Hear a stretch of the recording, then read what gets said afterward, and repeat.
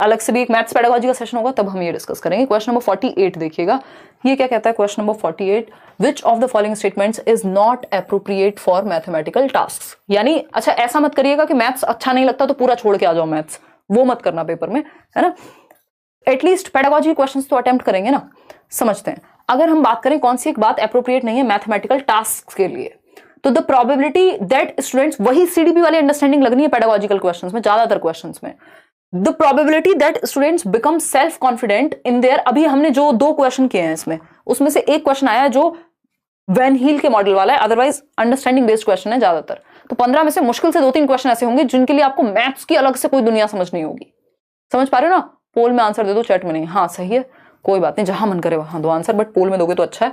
देखिए, not appropriate for mathematical task, जिनका internet slow होता है ना, उनको पोल शायद देर में जाता होगा।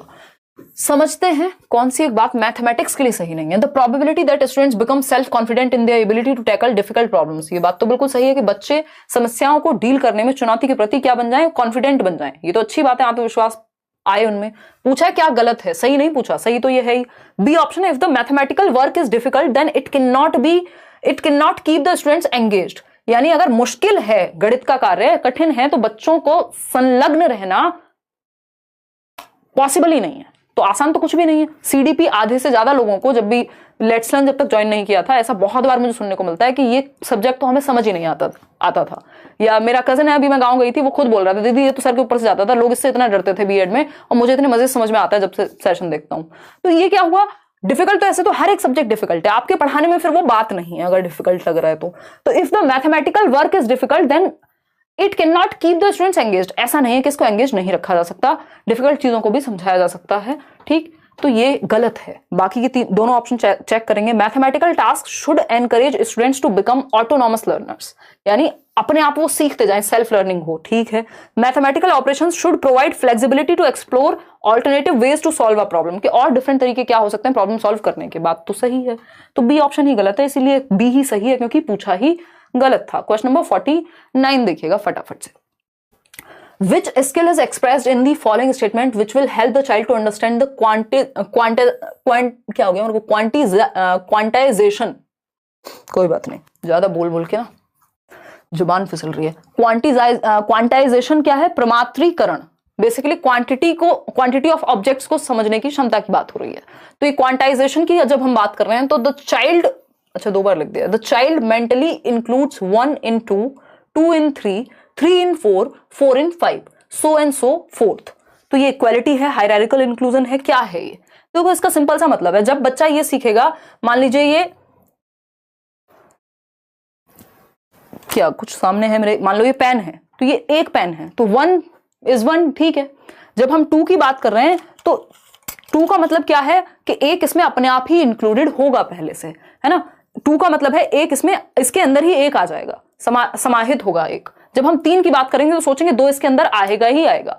यानी हमें ये पता है कि 1 in 2, जब 2 है तो इसमें एक होगा ही होगा, एक ऑब्जेक्ट 2 के अंदर आ ही जाएगा। जब 3 की बात हो रही है तो 2 ऑब्जेक्ट 3 के अंदर ही आएंगे, क्योंकि इससे बड़ा है। फिर जब हम 4 की बात कर रहे हैं तो 3 तो इसके अंदर आ ही जाएंगे। मान लीजिए 3 टॉफी है, 3 पेन है, कुछ भी, कोई भी ऑब्जेक्ट हो सकता है। तो ये बात बिल्कुल सही है, इसको हायरार्किकल इंक्लूजन कहते हैं गणित की भाषा में, पदानुक्रमिक समावेशन के। जब आप आगे की क्वांटिटीज सीखते हैं, नंबर्स सीखते हैं, तो आपको ये समझ में आ जाता है कि जो पीछे वाली क्वांटिटीज थी या नंबर्स थे, वो उसी में इंक्लूड हो जाएंगे।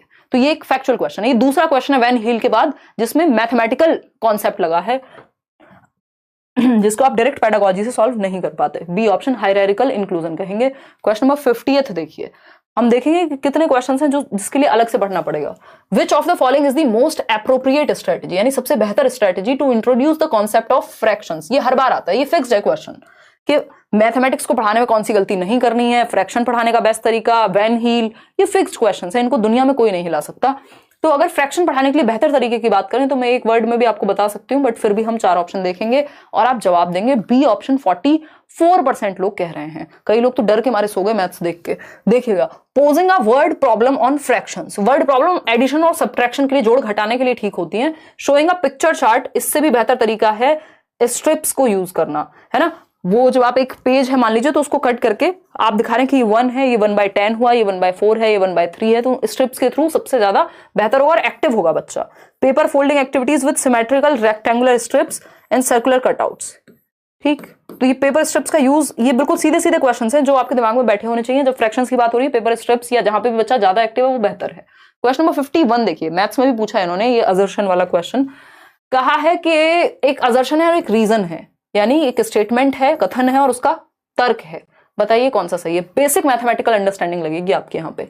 ए ऑप्शन है, मतलब असर्शन है, mathematics curriculum in primary school must progress from concrete to abstract, यानी मूर्त से अमूर्त की तरफ जाना चाहिए। अब ये मैथ्स नहीं, यहाँ पे फारसी भी लिखा होता तब भी हम बच्चे को मूर्त से अमूर्त की तरफ ही सिखाते हैं। क्यों? क्योंकि पियाजे ने जो स्टेजेस दिए हमें पता है, कॉन्क्रीट ऑपरेशन, यानी बच्चे को उन ऑब्जेक्ट्स के बारे में समझ जल्दी आती है, जल्दी से समझ पाता है जिन चीजों को वो छू पाए, टच कर पाए, फील कर पाए, जो उसके सामने हो। अमूर्त कौन सी है? अमूर्त वो है जिन पे उसको दिमाग में, विचारों में सोचना पड़े, इमेजिन करना पड़े। तो कॉन्क्रीट टू एब्स्ट्रैक्ट दुनिया में जाते हैं, मैथ्स में क्या? सही बात है, ऐसा ही आपका करिकुलम होना चाहिए, ऐसी पाठ्यचर्या होनी चाहिए जहां मूर्त से अमूर्त की ओर जाया जाए। सही बात है, तो ट्रू है ये बात, कोई दिक्कत नहीं है। ठीक, क्या इसके लिए मैथ्स पढ़ाना जरूरी है? नहीं, पेडागोजी आती होगी, कर दोगे सॉल्व।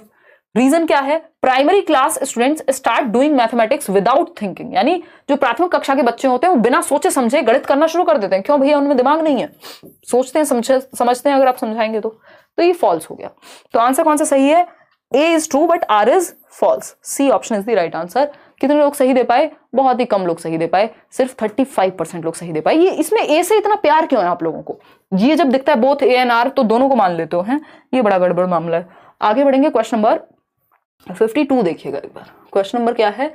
52 समझते हैं। अगर हम बात करते हैं क्वेश्चन नंबर 52 की, तो according to national curriculum framework यानी एनसीएफ 2005 की अगर हम माने तो which is the most appropriate statement about classroom based assessment in mathematics, यानी क्लास में ही मैथमेटिक्स का हम आकलन कर सकें, यानी जब क्लास चल रही है तभी हम आकलन कर सकें। तो ये मैथ्स नहीं, ये किसी भी सब्जेक्ट में क्वेश्चन आएगा तो ऐसे ही सॉल्व होगा, इसमें कुछ भी ऐसा नहीं है जिससे आपको तकलीफ हो क्वेश्चन को सॉल्व करने में। समझ पा रहे हो या नहीं? बताइएगा फटाफट से, फिर ही हम आगे बढ़ेंगे। अच्छा 11 नहीं बजे यार, मुझे सपने में लग रहा था 11 बजे, अभी तो 10:30 के आसपास बजे। आपका डिनर हो गया? नहीं, बिल्कुल नहीं हुआ यार डिनर। मैंने ब्रेकफास्ट किया है, फिर चाय पी है। एक्चुअली मैं उठी ही शाम को थी ना, आफ्टरनून में। चलिए आते हैं, डिनर करेंगे इस क्लास के बाद। देखिएगा, अगर हम बात करते हैं एनसीएफ 2005 के अनुसार, तो गणित में कक्षा पर आधारित आकलन, यानी क्लास में ही जब टीचिंग लर्निंग चल रही है तभी असेसमेंट। तो ए ऑप्शन कह रहे हैं ज्यादातर लोग। It should not merely be done for evaluating the students rather than should be done for providing feedback and improving teaching learning process. बिल्कुल सही बात है कि भैया सिर्फ बच्चों को क्या नहीं करना है, इवेल्युएट नहीं करना है सिर्फ for the sake of evaluation या उन पे ठप्पा लगाने के लिए, पास फेल के लिए नहीं, सिर्फ मूल्यांकन के लिए नहीं, बल्कि प्रतिपुष्टि यानी फीडबैक और लर्निंग और टीचिंग को कैसे बेहतर बनाए उसके लिए करेंगे हम मैथमेटिक्स में असेसमेंट। बिल्कुल सही बात है। फिर भी बाकी ऑप्शन देखेंगे। It must be done to rank the students. Rank तो अपने आप में ही नेगेटिव वर्ड है, रैंक करना, लेबल करना, ये सब नहीं करना बच्चे के साथ। It should not be part of mathematical instructions but should be done separately. ऐसा नहीं है कि अलग करना चाहिए, मैथमेटिक्स टीचिंग लर्निंग का ही पार्ट होना चाहिए, आकलन भी, टेस्ट भी। Self assessment is not possible. क्यों नहीं है भैया पॉसिबल? बिल्कुल पॉसिबल है प्राइमरी क्लासेस में, बस वो आप बच्चों को तरीका तो बताइए। तो ए ऑप्शन एकमात्र सही उत्तर है। क्वेश्चन नंबर 53 पे चलेंगे, आगे बढ़ेंगे, 7 क्वेश्चन और फिर मैथ्स खत्म। देखिएगा, अगर हम बात करते हैं किसकी, which of the following statements is और are true about mathematics learning among primary grade learners, यानी मैथमेटिक्स सीखने के बारे में कौन सी बात सही है प्राइमरी लेवल पे या बच्चों के लिए। जवाब दीजिएगा तब हम आगे बढ़ेंगे। मैं बीएड 4 ईयर का कोर्स कर रही हूँ और पीयरिंग में हूँ, इसके लिए कौन सा एलिजिबिलिटी कोड सिलेक्ट करना है दोनों पेपर में बता दीजिए। अंजलि वहां पे ज्यादा ऑप्शन है नहीं, वहां पे ऑप्शन है कि आप अपीयरिंग और पास्ट या फाइनल ईयर, तो उसी में से चूज कर लेना है, उसको लेके बहुत ज्यादा टेंशन नहीं लेनी है ना।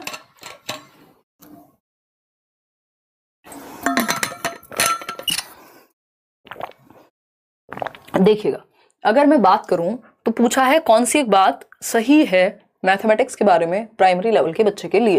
पहला ऑप्शन है children come to school with some ideas और ओपिनियंस अबाउट मैथ्स, यानी बच्चे विद्यालय में गणित के बारे में कुछ विचार और मतों के साथ आते हैं। बिल्कुल सही है। ऐसा थोड़ी आप ही ने पहली बार गणित की बात की है भाई, उसने जब टॉफी मंगाई होगी, जब पापा या मम्मी से चॉकलेट मंगाई होगी या कुछ और खिलौना भी मंगाया होगा, तो कई बार वो कहता है यार मेरे लिए ना 2 चॉकलेट लेके आना, नहीं तो मेरा भाई मांग लेगा, है ना, यानी आपका दूसरा बेटा या बेटी। ठीक, तो उसको गणित की समझ तो है, जब वो दुकान पे भी गया होगा 6 साल से पहले कभी, तो है ना, तो कुछ ना कुछ उसके एक्सपीरियंसेस गणित को लेकर डेली जीवन में होते हैं।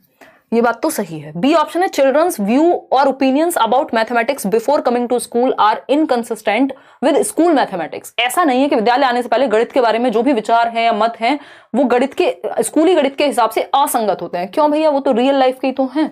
असंगत कैसे हैं भाई? मैथ तो मैथ है ना, चाहे वो शॉप पे जाके कैलकुलेशन किया हो बच्चे ने, चाहे वो स्कूल में आके करे, डिफरेंट तरीका हो जाएगा, बस ऑल्टरनेटिव वे हो जाएगा। सी ऑप्शन है द अंडरस्टैंडिंग, और बच्चा जो भी घर से लेके आता है हम उसको एक्सेप्ट करते हैं, उससे बेस्ट हमारे लिए कुछ और नहीं होता। हमारे लिए अच्छा है जो भी बच्चा घर से लेकर के आया, यानी चाहे वो उसका सांस्कृतिक परिप्रेक्ष्य हो, चाहे वो उसकी कल्चरल नॉलेज जिसको हम कह रहे हैं, चाहे वो उसका बैकग्राउंड हो, जाति हो, आर्थिक स्थिति हो, कुछ भी हो, सब पॉजिटिव है, हम उसका इस्तेमाल करते हैं प्रीवियस नॉलेज का बच्चे की। The understanding of space in children develops only during the study of geometry, यानी बच्चों में दिक् स्थान संबंधित समझ केवल ज्यामिति के अध्ययन के दौरान विकसित होगी। ये भी नेगेटिव सी बात है अपने आप में, है ना, कि सिर्फ स्थान को कब समझेंगे, जब ज्योमेट्री समझ रहे होंगे। कह सकते हैं ऐसा हम? पूरी तरह से तो नहीं कह सकते, फिर भी देखते हैं। Children in primary classes are able to recognise shapes in their surroundings, यानी प्राइमरी क्लासेस में वो अपनी आसपास जो भी शेप्स होती हैं, मान लीजिए बच्चे ने कोई बॉटल देखी तो वो शेप में अंतर तो कर पा रहा है ना, चाहे वो बॉटल हो, चाहे वो कोई और कार हो, बैट हो, शेप्स देख करके वो सराउंडिंग में समझ पाएगा। बात सही है। ये बात थोड़ी सी नेगेटिव है, क्यों? क्योंकि हमें एक तरफ लेके जा रही है कि ज्योमेट्री को सिर्फ और सिर्फ स्पेस को हम किस तरह से समझ पा रहे हैं, अंडरस्टैंडिंग ऑफ स्पेस, यानी जो भी स्थान की समझ है वो सिर्फ ज्योमेट्री बढ़ के आएगी, रियल लाइफ से भी तो आ रही है। तो ए और सी यहां हमें, ए और डी हमें यहां सही लग रहे हैं, सी गड़बड़ है, बी भी गड़बड़ था, तो उसको हमने पहले ही हटा दिया था। तो A option is the right answer over here. कितने लोग सही दे रहे हैं? डी ऑप्शन कह रहे हैं 57% लोग। नहीं नहीं नहीं, सी भी तो नेगेटिव है ना, ओनली लगा दिया ना, तो ए ऑप्शन सही है, 31% लोग ही जवाब दे रहे हैं। आगे बढ़ेंगे क्वेश्चन नंबर 50।